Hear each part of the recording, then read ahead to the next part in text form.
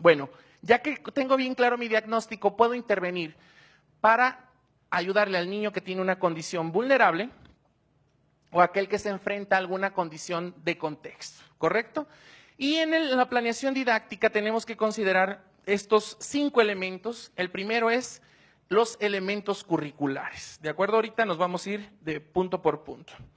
El segundo es considerar el diseño de estrategias y actividades.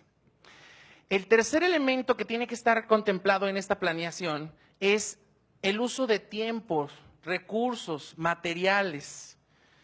El cuarto elemento es el uso de la organización de los alumnos. ¿Cómo voy a organizar a mis alumnos para abordar ese aprendizaje? Y el último y muy importante, quiero hacer mucho énfasis y darle muchísimo peso a la estrategia de evaluación. ¿Por qué la estrategia de evaluación? Porque en este proceso del proyecto de enseñanza se le está dando muchísimo énfasis a la intervención y a la retroalimentación que va a hacer el maestro. De hecho, es una de las 3 evidencias que se les va a pedir. ¿Qué instrumento y qué técnica de evaluación utilizó para que el alumno mejorara? Es una evidencia. Entonces, el peso que tiene la evaluación, que no es algo nuevo, no dice Monereo, dime cómo evalúas y te diré cómo enseñas.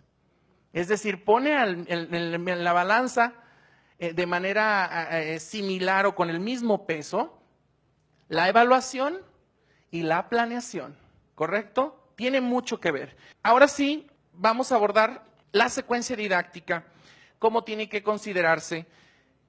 Según el proyecto y 2 documentos que tomamos como referente para el diseño de este curso, son etapas, métodos, aspectos e instrumentos, en específico de la evaluación del desempeño 2017-18, y los perfiles, parámetros e indicadores.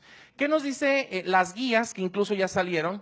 Que tienen que diseñar una secuencia didáctica de 3 a 5 sesiones, ¿correcto?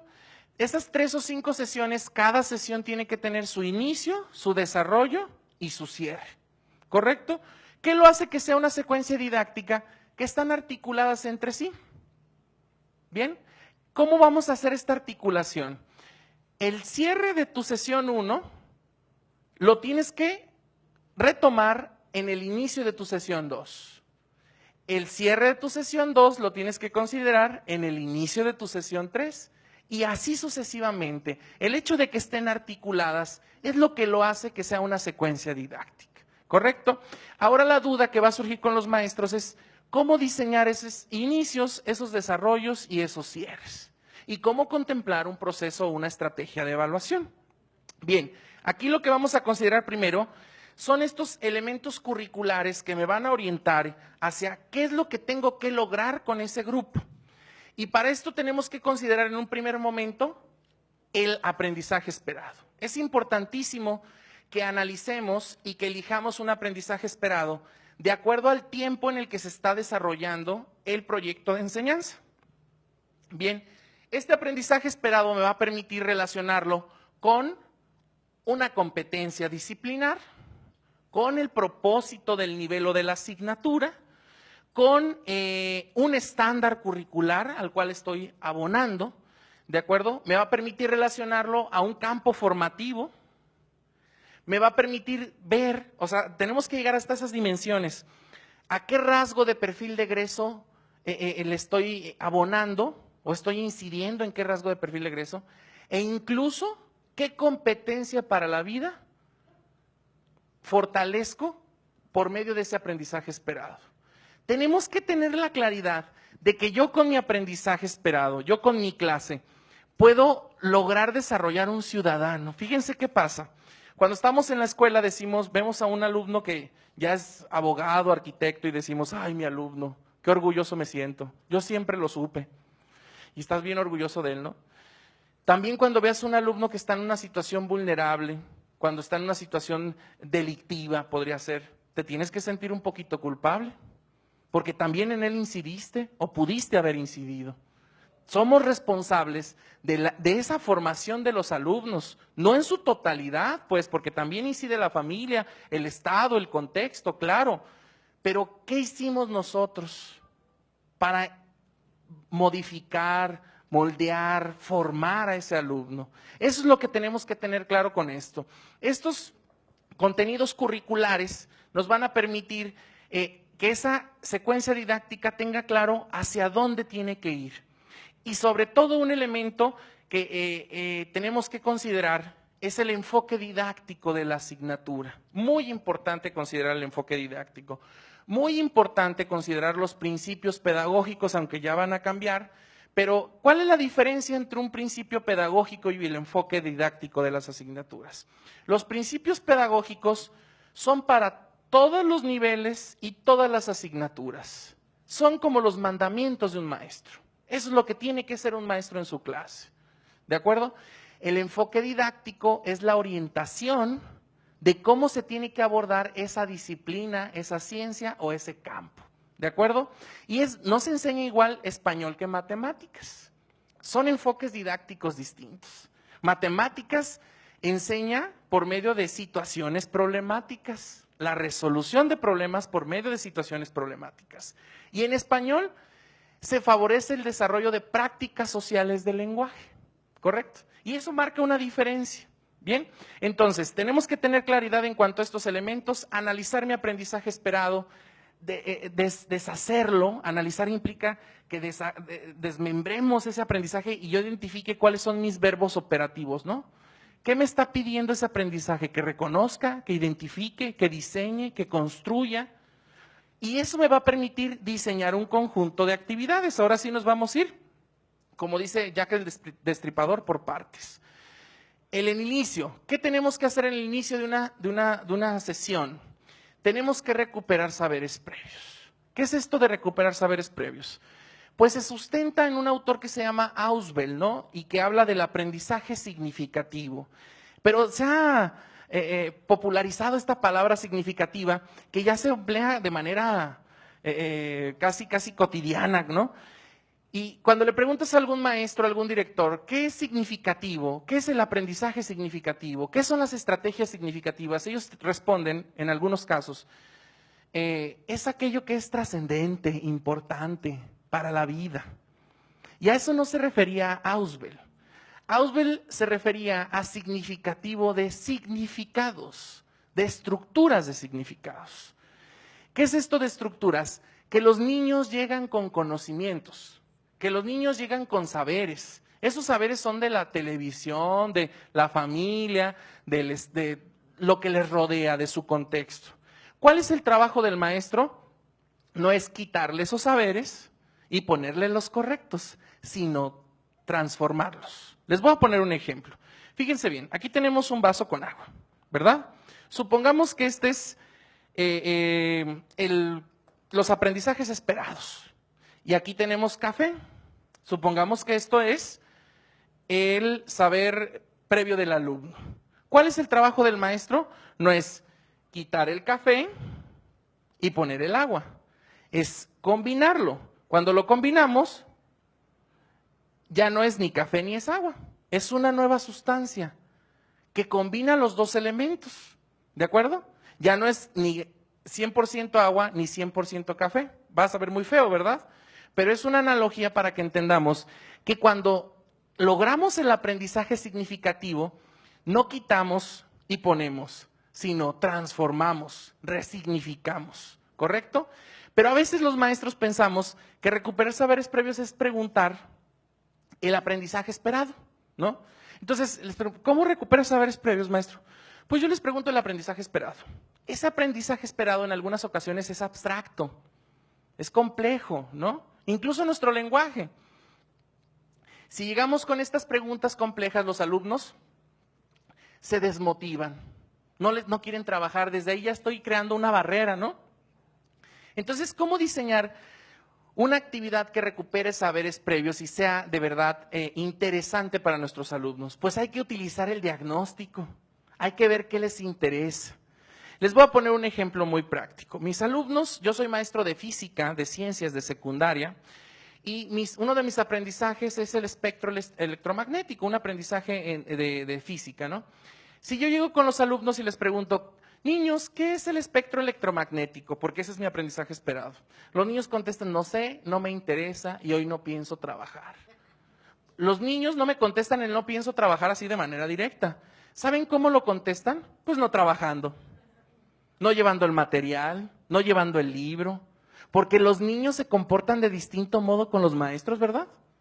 Con unos sí llevan todo el material, con unos sí trabajan y con otros necesitamos transformar las estrategias, necesitamos analizar nuestra práctica, ¿de acuerdo? Entonces, cuando transformamos esta pregunta al contexto y los intereses de nuestros alumnos, yo digo, mis alumnos son nativos digitales, eso lo dije en el diagnóstico. Entonces, les pregunto, niños, ¿cómo un celular manda imágenes, textos, videos y no tiene cables? ¿Cómo pasa esto? Esto que están viendo ustedes, que están así conflictuados porque también utilizan celulares y dicen, ah, caray, sí es cierto, no lo había pensado. Eso tiene un nombre, eso se llama reto cognitivo. ¿Qué es el reto cognitivo? El reto cognitivo es que ustedes se conflictúen, que los niños se den cuenta que eso tiene algo interesante. El reto cognitivo se compone de dos elementos. Pueden ser los intereses o alguna característica del contexto de mis alumnos, o puede ser que yo considere el aprendizaje esperado. Tengo que hacer una relación entre estos dos. El reto cognitivo tiene dos elementos y tiene tres momentos. ¿Cuáles son los tres momentos del reto cognitivo? Cuando planteas el reto cognitivo y cuando superas el reto cognitivo, ese sería el final. Dentro de estos dos momentos o entre estos dos momentos está cuando él construye sus significados, cuando él transforma la información. Entonces, si mi alumno lo cuestiono y le planteo el reto cognitivo de cómo funciona un celular, él ya va a tener que investigar, va a tener que consultar fuentes, va a tener que hacer experimentos para saber o darse cuenta cómo funciona un celular. Y de este modo, él va a construir significados que le permita la superación del reto cognitivo. ¿Cómo es la superación del reto cognitivo en este aprendizaje? Pues sería que el alumno conteste que un celular manda imágenes, fotos, textos, recibe llamadas por medio de ondas electromagnéticas. Se logró el aprendizaje esperado y se superó el reto cognitivo. Se motivó al alumno, trabajó y eso se tiene que lograr en la secuencia didáctica. Aquí tenemos los dos elementos del reto cognitivo, que es considerar los intereses de tus alumnos, el contexto, y además considerar el aprendizaje esperado. Cuando combinas estos dos, eso se logra con creatividad pedagógica. ¿Qué es la creatividad pedagógica? Es lo que nos va a mantener vigentes en las aulas, maestros. Eso lo considero yo, igual y me equivoco. Pero llevar unas paginitas de un libro y unas preguntitas, eso lo puede hacer cualquiera. No necesitamos licenciatura ni normal. Unas preguntitas, unas paginitas y un mapita conceptual. También. Ser docente es tener creatividad. Es lograr encontrar en la vida cotidiana los aprendizajes y lográrselos plantear a los alumnos. Eso es ser maestro, pues. Eso es situar el aprendizaje, que el alumno entienda que aquello que está a su alrededor lo puede explicar por medio de la escuela. ¿De acuerdo? Ese es el reto cognitivo. Bueno, para contemplar el inicio, voy a recapitular un poco. Se tiene que analizar el aprendizaje esperado, se tiene que recuperar saberes previos y se tiene que plantear un reto cognitivo, ¿correcto? En el desarrollo, ¿qué tenemos que hacer en el desarrollo? En el desarrollo tenemos que contemplar la búsqueda en al menos 3 fuentes de información. ¿Cuáles son estas 3 fuentes de información? Pueden ser el libro de texto, fuente número 1, fuente número 2, internet, puede ser fuente número 3, los padres de familia. Si no hay internet, entonces que les pregunten a los mismos compañeritos, los mismos niños pueden construir ideas, pueden construir conceptos, no hay ningún problema, pero la idea es de que el niño entienda que esa información de esas 3 fuentes se tiene que discriminar, se tiene que seleccionar y se tiene que organizar. ¿De acuerdo? Ese es el proceso que se tiene que cumplir. Contemplando estos tres momentos, tenemos que tener claro si vamos a desarrollar un conocimiento o si vamos a desarrollar una habilidad. Si vamos a desarrollar un conocimiento, tenemos que considerar que los conocimientos se construyen, como ya lo habíamos planteado, por medio de la construcción de significados. Cuando aprendemos un concepto, una teoría, un teorema, ¿de acuerdo? Para eso hay estrategias como los mapas conceptuales, los mapas mentales, las líneas del tiempo, los cuadros comparativos. Todo este tipo de estrategias nos ayudan a desarrollar o a lograr el conocimiento. Cuando es una habilidad, por ejemplo, en matemáticas, vamos a tomar de ejemplo matemáticas, tenemos que considerar que el alumno resuelva el problema y lo que nos dice el enfoque de matemáticas es que lo resuelva y que se tarde el tiempo que sea, que llegue y que lo logre resolver como él pueda. Pero entonces entramos en una dificultad en los salones de clase porque ¿cuántos niños resuelven el problema de manera autónoma? 3, 2. Aquí es donde entra la estrategia y la importancia del trabajo colaborativo en matemáticas. ¿Qué tienen que hacer esos 3 o 2 niños? Pues tienen que pasar al frente y tienen que explicarle a sus compañeros. Porque en matemáticas se tiene que pasar de la capacidad a la habilidad y de la habilidad a la destreza. Pero no se pasa de uno a otro con la repetición, ese es un error que cometemos en las aulas. El niño se tarda una hora en resolver un problema y decimos, para que se haga hábil, para que pase de la capacidad a la habilidad, le voy a dejar 20 problemas. Pues se va a tardar 20 horas. Antes de que yo le deje esta repetición, tengo que darle una estrategia. Cuando le damos estrategias o los compañeritos se comparten estrategias, entonces ahora ya viene la repetición. Para puntualizar esto, de la capacidad se pasa a la habilidad gracias a una estrategia. Y de la habilidad se pasa a la destreza gracias a la repetición. Vamos a poner un ejemplo muy claro. Supongamos que alguien sabe nadar de estilo perrito, ¿no? Y le dice el instructor, para que te vuelvas hábil, nada 20 horas mediante ese estilo. Pues no se va a convertir hábil nunca. Necesita que el instructor le dé una técnica, le dé una estrategia. Y entonces, ya que tiene y domina la técnica y la estrategia, nada más repite. Por eso en las albercas, o cuando vas a clases de natación, en los 2 primeros carriles están los que no dominan la técnica o la estrategia. Les están enseñando. Y conforme van avanzando los carriles, están los que lo dominan. Incluso el del último carril ni siquiera escucha al instructor, está repitiendo. Está repitiendo todo aquello que se hace. Es igual en matemáticas, es fundamental el trabajo en colaborativo, que los niños se compartan estrategias y que de ese modo se pase de la capacidad a la habilidad y de la habilidad a la destreza. Eso se tiene que hacer en el desarrollo. En el cierre, dependiendo qué es lo que vamos a lograr, si vamos a lograr un conocimiento o una habilidad, si vamos a desarrollar una habilidad, tenemos que decidir qué vamos a hacer. Si es un conocimiento, tenemos que entrar en estrategias de almacenamiento de la información, ¿de acuerdo? A mí, yo les recomiendo muchísimo y me gusta muchísimo que los niños se expongan, pero que expongan de una manera en donde pongan en juego sus conocimientos, que entren en procesos reflexivos, porque a veces se exponen como en algunos consejos técnicos, ¿no? Que nada más se paran y se ponen a leer la diapositiva, ¿no? Cuando sucede esto con mis alumnos de secundaria, les digo, no, a ver, espérame, si vas a leer, mejor yo leo.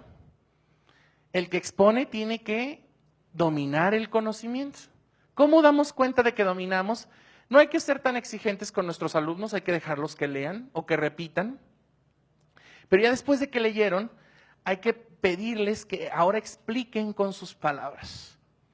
Cuando explican con sus palabras ya no es lectura ni es repetición, ya ellos están haciendo un proceso.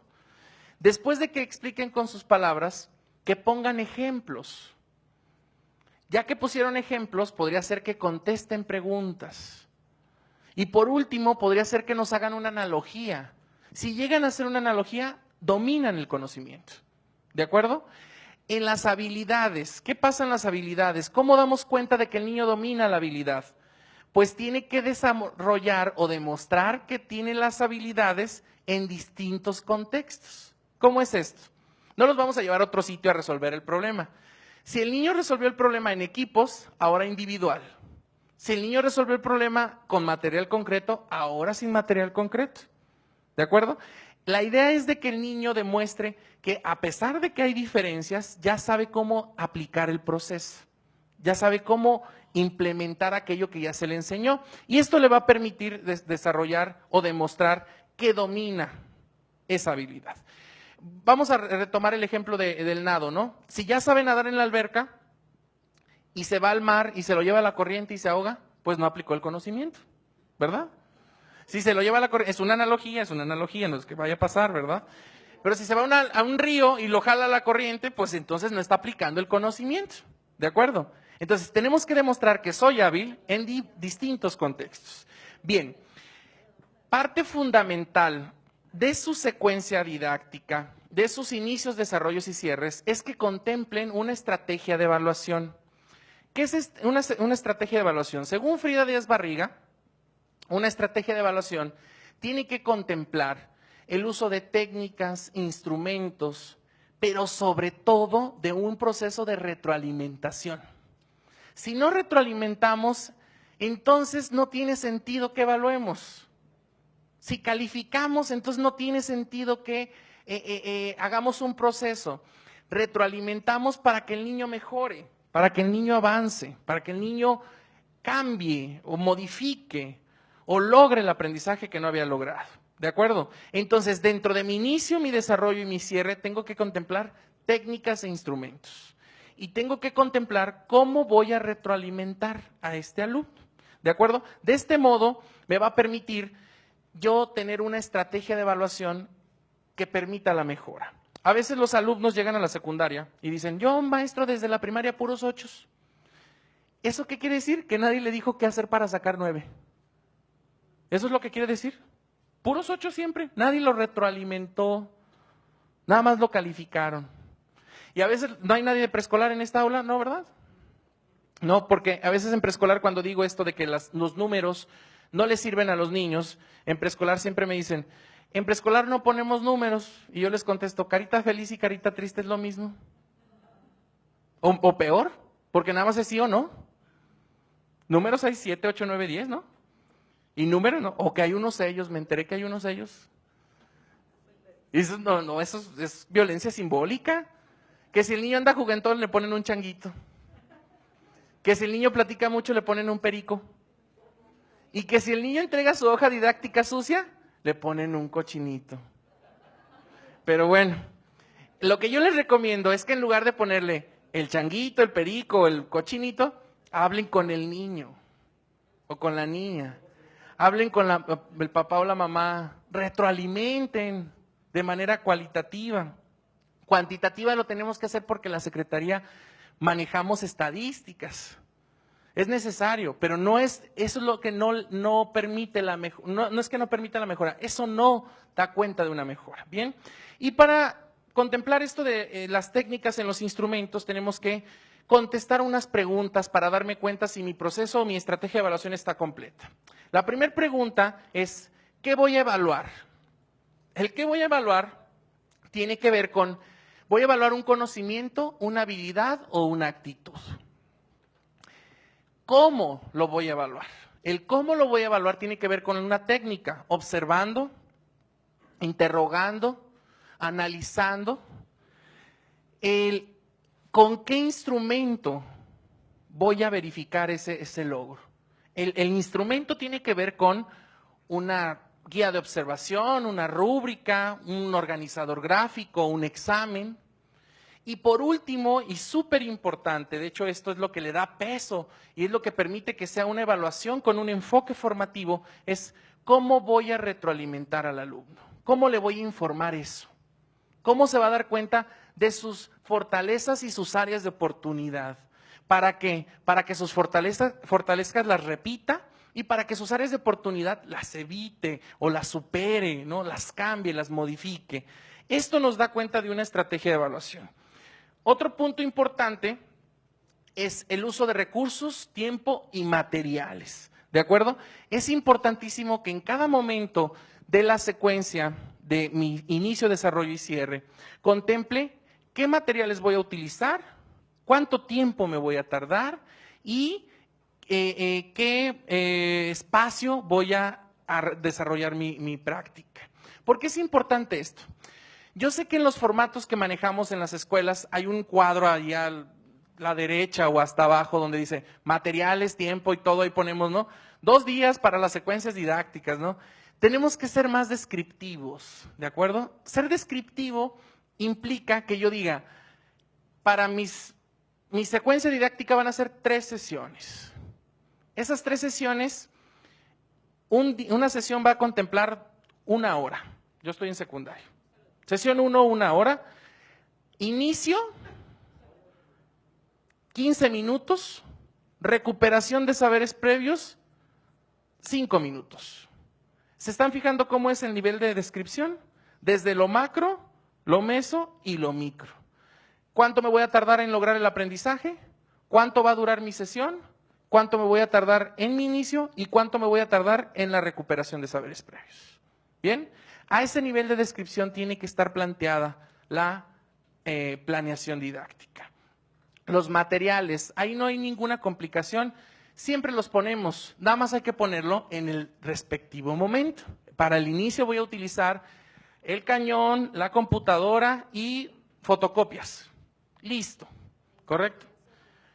En congruencia con el contexto, obviamente. Si yo digo que no tienen recursos, si no hay materiales en la escuela, pues no pongo el uso del cañón, porque desde ahí me estoy contradiciendo, ¿de acuerdo? Entonces, cumplo con la situación o la descripción que haya hecho en el contexto y en el diagnóstico de mi planeación. El uso de los espacios, ¿a qué nos referimos con esto? Vamos a trabajar en el aula, vamos a trabajar en el laboratorio, en el patio, en la biblioteca, en la sala de usos múltiples. Así de sencillo se tiene que describir. Aquí tenemos un ejemplo de un párrafo de descripción donde decimos que vamos a trabajar en el aula de usos múltiples. Los materiales que se requieren son pintarrón, cuaderno, grabadora y CD. El tiempo para esta actividad es de 40 minutos. Con eso de simple, por cada uno de los momentos, habla de un uso adecuado del tiempo. ¿Por qué es importante esto? Porque recuerden que tenemos que demostrar 2 cosas, eficacia y eficiencia. Que utilicen los tiempos, los recursos, los materiales para lograr el objetivo que es el aprendizaje esperado. ¿Correcto? Ok, otro punto importante es la organización de los alumnos. ¿Cómo voy a organizar a los alumnos? Van a trabajar, aquí tenemos 3 ejemplos.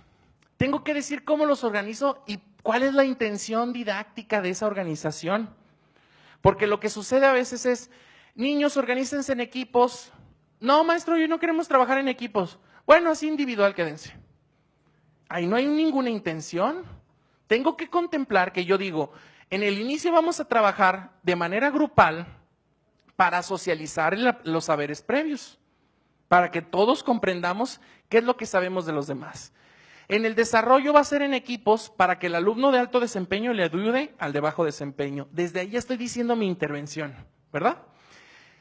En el cierre vamos a trabajar de manera individual para que el alumno demuestre que sabe, demuestre la habilidad, reflexione sobre su proceso, desarrolle su autonomía.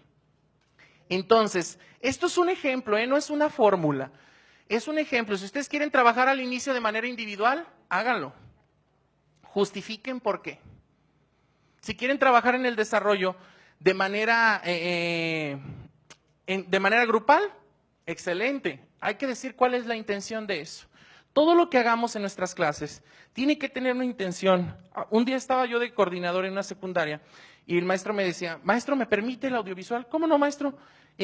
Me comenta o me muestra su planeación para relacionarlo con el aprendizaje esperado o qué película van a ver. Ah, no, mejor no vemos nada. Todo lo que hagamos en la escuela tiene que impactar en los aprendizajes. Tiene que tener una intención. Si no, pues entonces, ¿cuál es el sentido que estemos ahí? No somos niñeros ni es guardería. Estamos ahí para que los niños aprendan. ¿Correcto? ¿Qué sentido tiene que yo diga cómo conviven mis alumnos? El sentido se lo voy a dar en el diseño de las actividades. ¿Qué sentido tiene que diga cómo conviven mis alumnos? El sentido se lo voy a dar cuando diseñe la forma de organización grupal. ¿Qué sentido tiene que diga qué materiales, qué recursos tengo en la escuela? Porque los voy a utilizar o voy a cubrir o voy a resolver ese problema en la escuela. Pero lo voy a hacer de manera intencionada. Todo aquello que yo diga en el contexto y en el diagnóstico, lo voy a volver no lo voy a volver a repetir, lo voy a considerar en el diseño de mi planeación. ¿Y en qué momento voy a reflexionar sobre mi proceso, sobre mi intervención? Cuando evalúe con las tareas evaluativas del momento número 3.